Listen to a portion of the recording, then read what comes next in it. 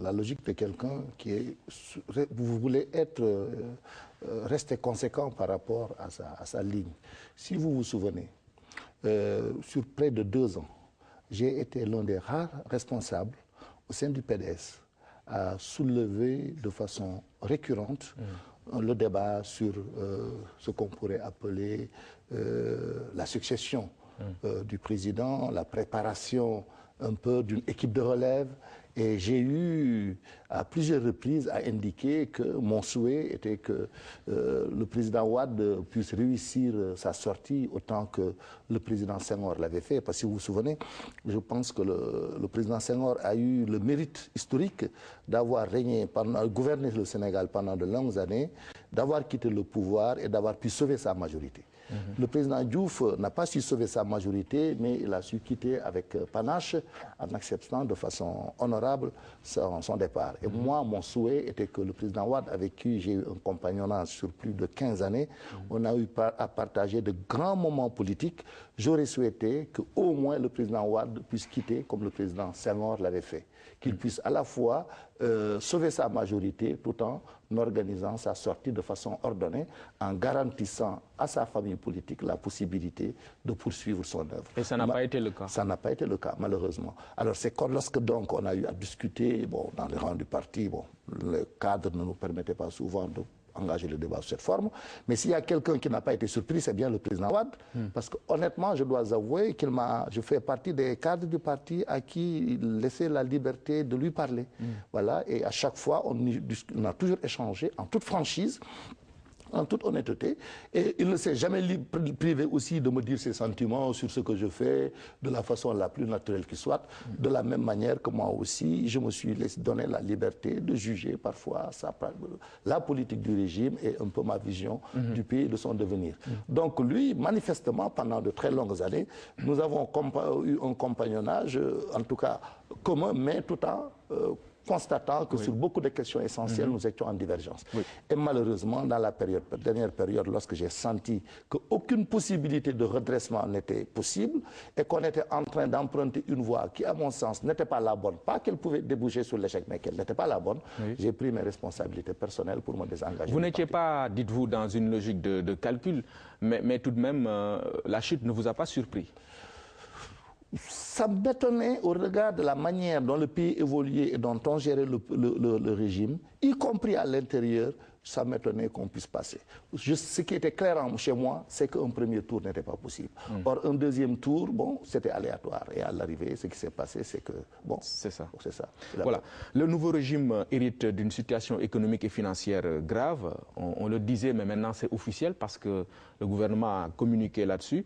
Un besoin de 200 milliards pour renflouer les caisses de l'État, auxquelles on ajoute la disparition de véhicules et autres biens de l'État. Ça, c'est une situation catastrophique. Qu'est-ce qu'elle vous inspire?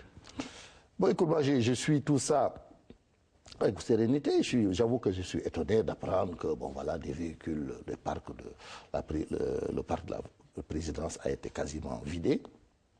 Moi, je pense que si c'est effectivement le cas, c'est grave. Mais bien qu'a priori, je refuse de croire que de telles pratiques puissent avoir lieu. On parle de 600 véhicules? Si c'est le cas, j'avoue que moi, a priori, j'ai de la peine à croire que de telles pratiques puissent être possibles dans une république et une vieille démocratie comme le Sénégal. A priori. Donc, je pense qu'il faut laisser les services habilités à faire le point, l'état des lieux, et puis en fonction de ce qui va se passer, écoute, qu'on prenne les décisions. Si indûment des moyens de l'État ont été transférés chez des privés, écoute, l'État a la responsabilité de récupérer son bien et de le mettre au service de la communauté. Donc, de ce point de vue, moi, je pense que les choses doivent être claires. Maintenant, en ce qui concerne les questions de trésorerie, moi, à la place des dirigeants de l'actuel régime, je ne me serais pas a priori laissé prendre à ce jeu qui consiste un peu à faire peur aux gens. Écoutez, il est courant, après le vote du budget, le premier trimestre soit un trimestre de difficulté. C'est ça la règle. Le budget est voté en décembre, le temps qu'on le mette en place, que les recettes tombent, en général, il y a des moments de flottement, c'est courant.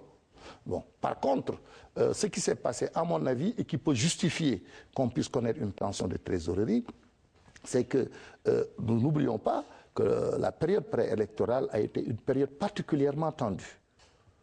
où le pays a connu des convulsions qui ont débouché parfois sur violence physique et a même occasionné des morts d'hommes.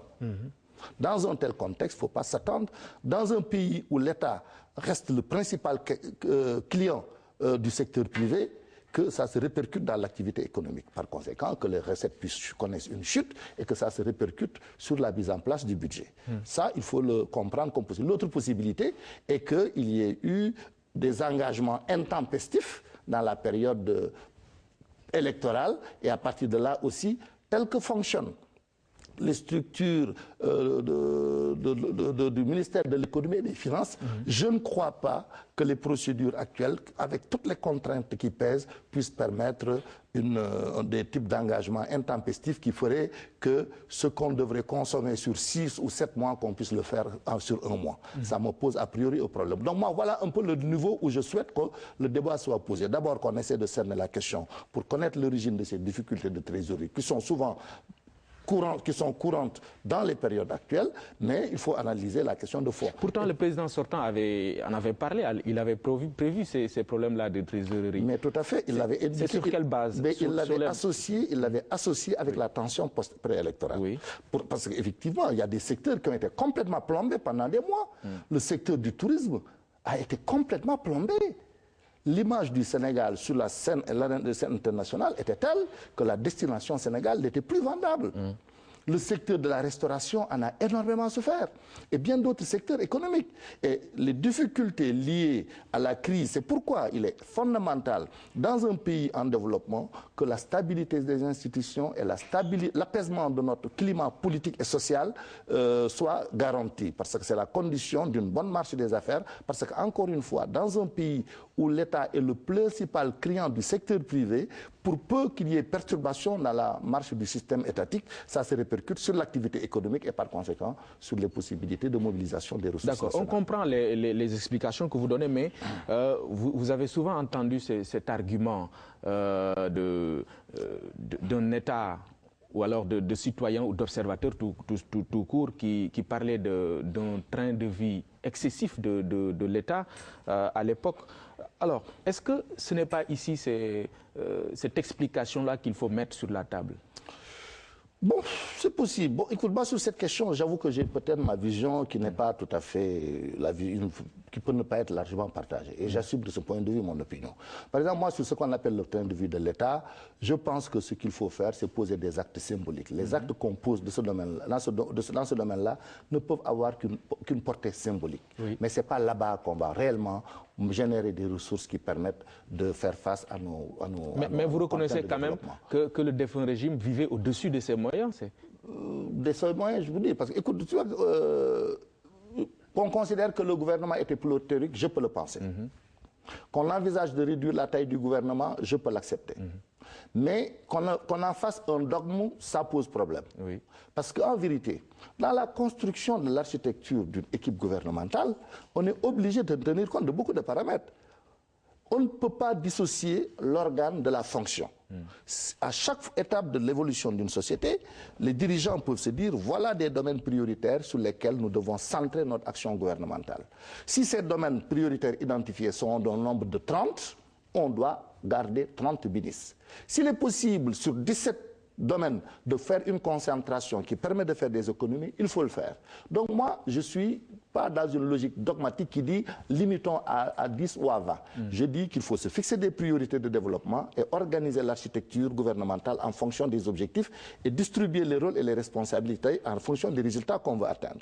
S'il est possible de réduire, c'est tant mieux, mais non plus l'excès n'est pas acceptable. Je pense qu'un pays comme le Sénégal, la moyenne gouvernementale dans les démocraties tourne autour de 25 à 30. Jusque dans cette fourchette-là, c'est correct.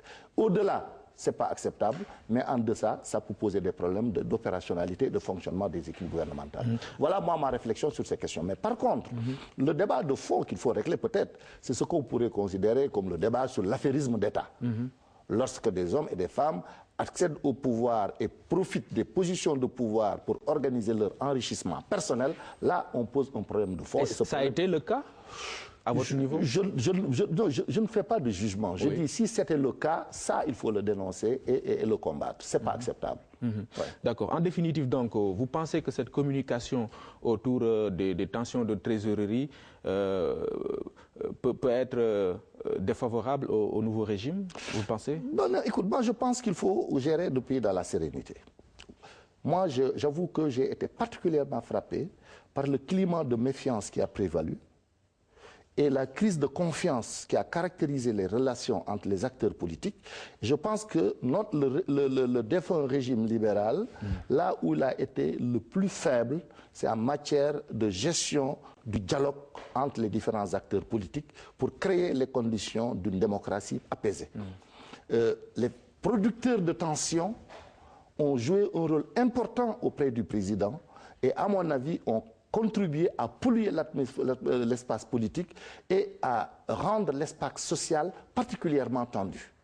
Et ceci s'est répercuté dans la marche du pays et a eu quand même à déboucher, même à un moment donné, sur des confrontations d'une rare violence qui ont occasionné des morts d'hommes inutiles. Le pari de la démocratie, c'est de trouver une issue pacifique aux différents problèmes qui peuvent se poser dans une société, en particulier sur les questions de pouvoir.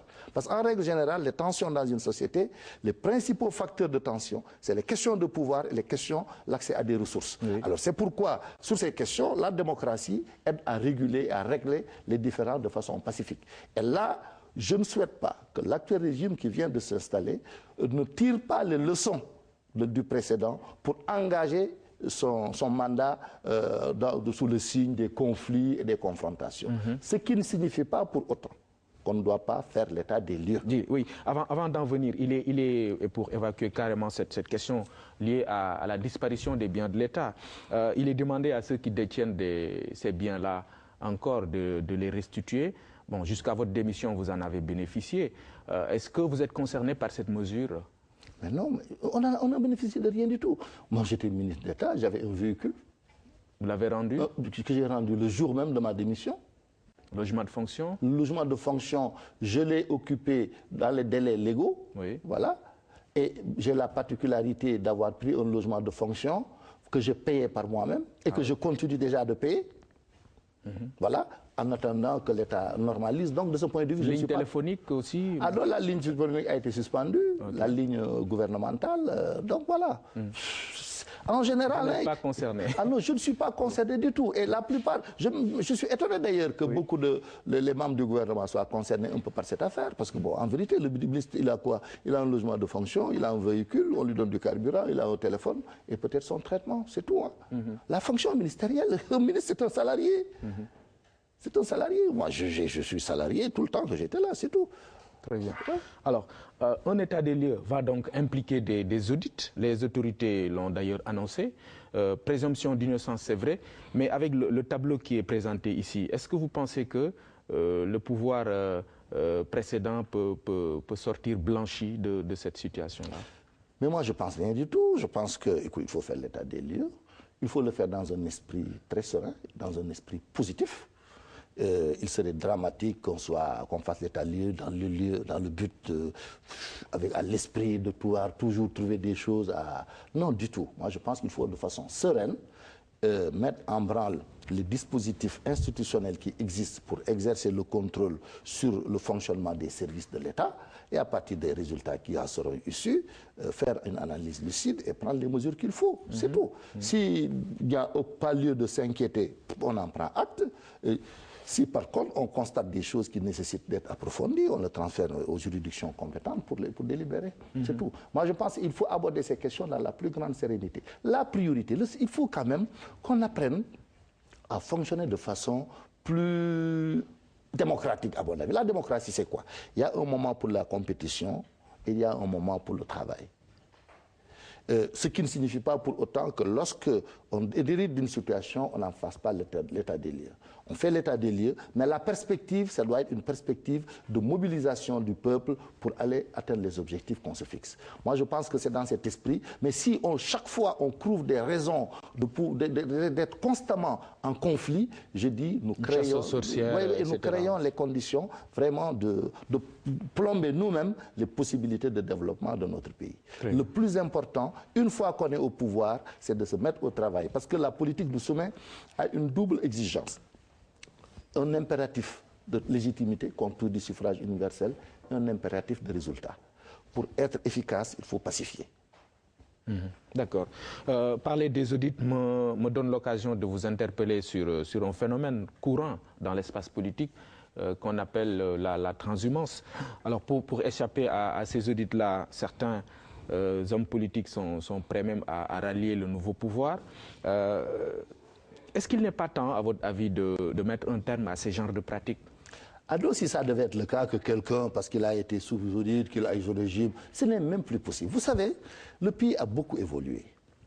Moi, je pense que l'un des principaux, le plus grand acquis que nous avons tiré de l'alternance de 2000, c'est la reconquête de la souveraineté de décision du peuple. Maintenant, le peuple sénégalais a conscience de son poids, de sa force, de ses responsabilités et de ses droits en matière de choix des hommes et des femmes devant assumer la mission de les diriger. Ce que 2012 a apporté de nouveau, c'est l'émergence d'un contre-pouvoir citoyen et politique extrêmement puissant. Aujourd'hui, avec tous ces mouvements qui sont développés, l'action de la société civile, on est dans un contexte de démocratie d'opinion où les médias publics comme privés interpellent de plus en plus les pouvoirs publics. On n'est plus tranquille entre deux mandats. On est obligé presque d'être soumis à un feu continu d'interpellation, voire même de harcèlement, l'action des organisations syndicales. Tout ça fait qu'aujourd'hui, notre société a évolué dans deux sens. Un, nous avons une opinion publique de plus en plus forte qui pèse, voilà, qui constitue un contre-pouvoir, et un contre-pouvoir physique, voilà, qui est là et qui fait que certaines dérives ne sont plus acceptables. Oui. Et je pense que c'est des évolutions qualitatives de notre système démocratique. Des évolutions qui doivent impliquer certainement une rupture dans la façon de faire de la politique. Absolument. Et c'est pourquoi tous ceux qui pensent que les pratiques antérieures, voilà, j'ai eu des problèmes, je viens me cacher derrière le pouvoir, là, ça ne marche plus. Tout pouvoir qui se laisse aller à ces jeux risque d'être sanctionné par l'opinion. Et ça, je pense que, écoute, il faut qu'on en tire les leçons. Maintenant, la transhumance, franchement, moi je trouve que quand même, aussi, ça pose un problème d'un point de vue politique. Parce que moi, en tout cas, nous sommes sortis d'une école où la politique, on la conçoit plus comme une mission, voilà, que comme un jeu de posture à conquérir. Oui. Voilà. Les postures ne sont que des moyens pour pouvoir dérouler un programme. Mais je ne peux pas comprendre que quelqu'un soit aussi à l'aise avec les socialistes, avec les libéraux, avec les... Non, c'est pas possible. C'est pas possible. Donc ça signifie qu'on est là à courir derrière des positions. Oui. Mais on n'est pas là pour servir une vision et une cause. Et je pense que... Même dans la nouvelle majorité, ça a posé des problèmes. La distribution des postes, ça a créé des tensions dans les partis concernés. Là, c'est autre chose. Là, c'est autre chose. C'est une alliance. Oui. Parce que, écoute, un gouvernement, c'est aussi une alliance. Hein. On s'allie pour conquérir le pouvoir, il est normal que les différents partis qui se sont alliés puissent chacune réclamer une posture de pouvoir qui leur permet de jouer un rôle, d'appliquer leur vision. Et par contre, ce qui pose problème, c'est que l'on puisse s'allier sans nous entendre sur une plateforme. Oui. Voilà. Et je pense aussi que c'est des évolutions que nous devons organiser. En tout cas, nous, notre mouvement a l'ambition de contribuer à faire avancer le débat politique sur ces questions. Que le débat politique ne se réduise plus à des querelles de personnes, à des postes à distribuer, mais surtout à une vision, une plateforme qu'on partage, une vision commune, des objectifs communs et la mutualisation de nos forces pour l'atteinte de ces objectifs. D'accord. Andou Nangoulé, ça veut dire quoi? Ça veut dire des relations basées sur le respect mutuel. Voilà, parce que nous pensons que aujourd'hui, nous sommes confrontés à un sérieux problème de gouvernance et des partis et des États. Moi, je pense que l'ancien régime a été plus sanctionné que sur sa gouvernance, que sur son bilan. Je pense que globalement, pour un pays pauvre, sans pétrole, ce que quand même on a pu réaliser en termes d'investissement et sur le pays et sur les hommes a été considérable, bien qu'il y a toujours un écart entre la demande et l'offre disponible. Mais cependant, c'est sur les questions de gouvernance que l'ancien régime a été très faible. Nous pensons que nous avons continué de fonctionner sur un modèle de gouvernance qui est dépassé. la gouvernance basée sur le pouvoir personnel, sans partage, l'exercice solitaire du pouvoir, un leader charismatique qui est presque considéré comme un demi-dieu. Non, ça c'est fini. Oui. C'est fini. C'est aujourd'hui, le monde actuel appelle de plus en plus une gouvernance d'équipe. C'est pourquoi lorsqu'on a dit Andu Nawle, ça signifie que des gens, comme on dit en Wolof, dañuy nawlente. Voilà. Ce qui ne signifie pas pour autant qu'il ne faut pas quelqu'un pour diriger. Dans toute équipe, il faut quelqu'un pour diriger. Mais nous pensons que le jeu politique et le débat politique doivent évoluer. D'abord pour organiser des consensus sur des idées, des plateformes. Deuxièmement, monter des équipes. Et troisièmement, voir comment régler la coordination. Est-ce que donc c'est cette évolution du jeu politique qui vous a poussé, vous, Abdou Fall, très politique à l'époque, vous étiez dans le PLP, ensuite dans le PDS, à emprunter cette voie citoyenne? Parce que Alternative citoyenne, c'est un mouvement citoyen, ce n'est pas un parti politique. Pourquoi avoir fait ce choix-là d'aller vers cette direction au lieu peut-être de ressusciter votre parti? Bon, écoute, justement, c'est pour tenir compte de cette évolution. Moi, je pense qu'on est en train de connaître des mutations extrêmement profondes dans notre société. Et de plus en plus, nous constatons l'émergence sur l'arène politique d'une masse critique importante d'hommes et de femmes qui n'étaient pas forcément dans le système politique partisan, mais qui considèrent que le moment est venu pour eux de s'impliquer dans l'activité militante, mais qui n'ont pas envie de le faire dans le cadre d'un parti politique. Alors, c'est pourquoi il faut qu'on crée des cadres qui permettent à ces hommes et à ces femmes d'être à l'aise, mais des cadres assez souples, parce que les partis aussi ont leur logique. Vous savez, un parti politique, c'est presque une armée civile. Presque une armée civile. Voilà. La seule différence, c'est que les uns sont en tenue, les autres ne sont pas. Voilà, on fonctionne sur le modèle du centralisme démocratique, un semblant de débat, une décision, une hiérarchie, tout le monde se met en ordre de bataille. Ça garantit l'efficacité, mais également, si on ne le fait pas respirer le système, ça conduit à des scléroses qui risquent de plomber l'organisation. Et puis d'autre part, nous avons constaté que les partis politiques n'accomplissaient plus autant que par le passé leur mission d'éducation et de formation et des militants et d'encadrement des populations. Alors, donc ça aussi, c'est des ruptures que nous voulons organiser, qu'il y ait plus de formation politique, un meilleur encadrement citoyen pour que l'action politique cesse d'être l'affaire d'une personne pour relever d'une équipe. Et nous considérons en troisième lieu que nous vivons le temps de la citoyenneté active. Voilà.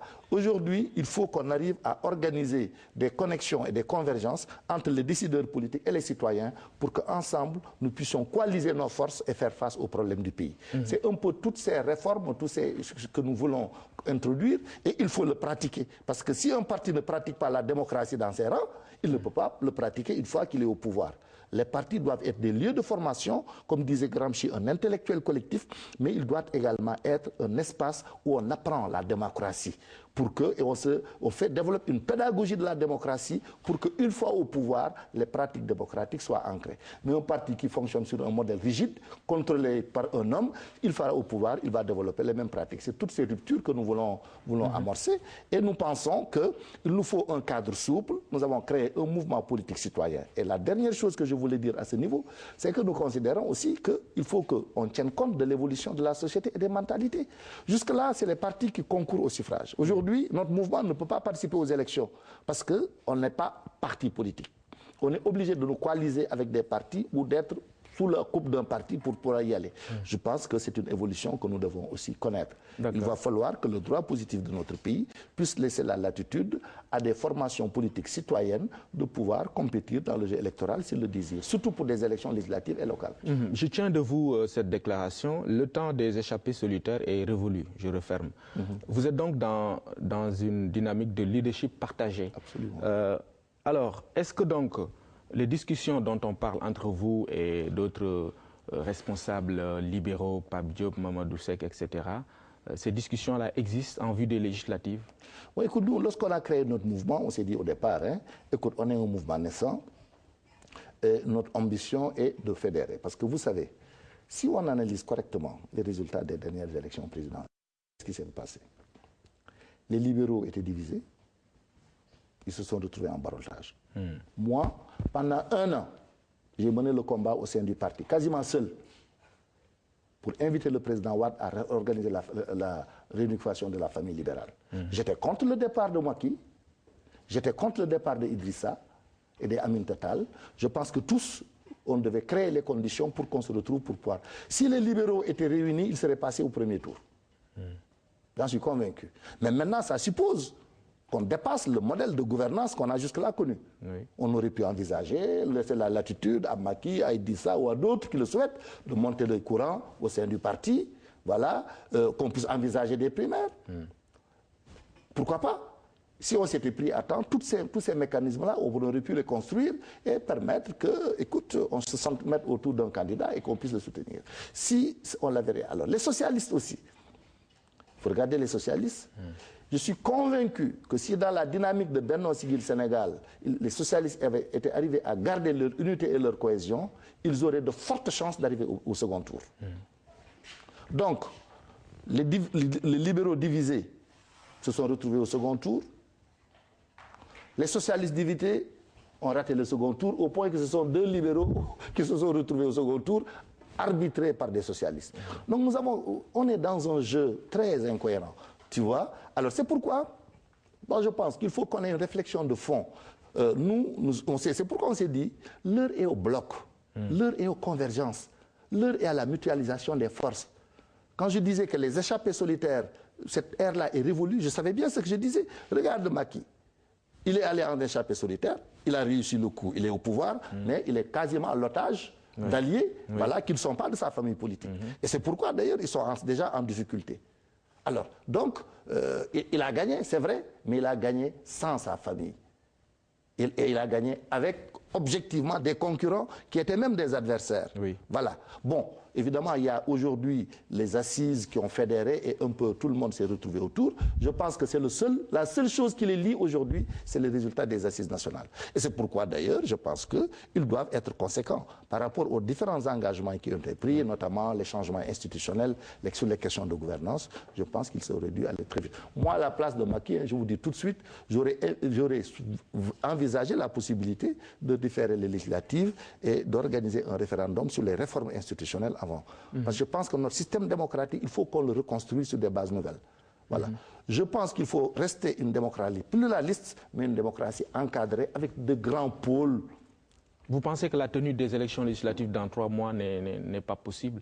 Enfin, si, c'est possible. Mais ce n'est pas l'idéal en tout cas. Moi, à la place de Macky, si j'étais à sa place, j'aurais invité, discuter avec la classe politique, avec mes alliés, j'aurais saisi la société civile, l'opinion, qu'on me laisse la latitude de préparer les réformes institutionnelles, voilà, qu'on discute, qu'on fasse tous les changements institutionnels avant d'aller aux législatives. D'accord. Voilà. Mais son option, lui, c'est de faire les législatives, mais c'est tant mieux, personnellement. Oui, pour revenir à la question, est-ce que vous êtes en discussion effectivement en vue des législatives avec vos anciens camarades? On est en discussion avec beaucoup de partenaires qui sont dans la société civile, avec beaucoup d'amis, il y en a même qui sont dans l'actuelle majorité, bon, il y en a qui étaient au PDS, et on est en train de voir comment faire émerger. Parce qu'en vérité, l'autre problème qu'on peut avoir, nous avons la coalition Bokk Yakaar, qui est une coalition majoritaire, qui a gagné, mais qui n'a pas de cohérence. Elle n'est pas cohérente. Parce qu'il met en situation des acteurs qui ont des visions politiques tout à fait différentes. Bon, si ils maintenaient leur coalition, ils ont de fortes chances d'arriver en tête. De fortes chances. Mais bien que le maintien de cette coalition posera beaucoup de problèmes. On va être confronté à une situation inédite au Sénégal. Ce sera pour la première fois dans l'histoire politique du Sénégal, que le président de la République ne puisse pas disposer d'une majorité de son parti au sein du Parlement. C'est impossible. Même s'il se coalise, il ne peut pas faire plus de 90 députés sur 150. Et les 90 députés, si le parti du président Macky a la moitié, ça fait 45. Voilà. Les autres vont se partager le reste, les autres alliés. Voilà. Et à partir de là, le président se retrouvera dans une assemblée où la somme des autres groupes politiques, voilà, sera supérieure à sa propre majorité. Et pour moi, d'ailleurs, ce n'est pas mauvais. S'ils gardent leur cohérence et qu'ils gouvernent en bloc, il faut faire aussi rééquilibrer les forces en faisant entrer à l'Assemblée un groupe fort pour contrebalancer. Il n'y aura pas une sorte de raz-de-marée s'ils maintiennent la coalition Benno Bokk Yakaar? Vous ne le craignez pas? Mais ils ne pourront pas faire plus de 90, nous aurons notre part du marché. Ah oui, c'est évident. Mais c'est évident. C'est pourquoi d'ailleurs nous on travaille à fédérer les forces pour qu'il y ait un grand pôle qu'on structure, voilà, autour d'une plateforme, dans une équipe, voilà, pour constituer quand même un pouvoir important à l'Assemblée. Bien que je vous dis tout de suite, même les questions internes dans la coalition Bokk Yakaar ne sont pas encore tout à fait vidées. Je pense que bon, les uns et les autres n'ont pas la même sensibilité. Ils ont dit quand même qu'ils vont y aller. Hein, s'ils y vont, ça va, la situation qui va se créer va être très intéressante. Oui. Le président Macky sera minoritaire à l'Assemblée, son parti. Son parti, mais pas sa coalition. Oui, la coalition qui l'a amené au pouvoir. Mais son parti. Oui. Mais son parti. Oui. Voilà. Mais c'est un parti qui est en construction, c'est normal. Mais et moi, je vous dis ça ne me gêne pas, hein, parce que ça conduit les uns et les autres à envisager la gestion du pays sur une base concertée. Personne ne pourra plus seul disposer à l'Assemblée d'une majorité de type soviétique qui lui permet de faire ce qu'il veut. Comme ça a été le cas.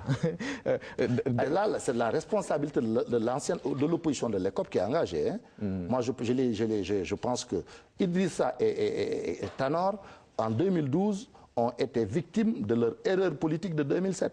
Ils auraient été à l'Assemblée, chacun aurait eu un groupe parlementaire et peut-être que leur position n'aurait pas été érodée tel que ça a été le cas. Voilà. Alors, le Parti démocratique sénégalais, au lendemain de la défaite, on en parle, c'est vrai que vous n'en faites plus partie, mais on va quand même vous poser la question sur ce malaise au sein de ce parti libéral. Il y a une fronde qui est en cours, une opinion qui pense que c'est fini, le président Wade doit laisser le parti entre les mains d'autres.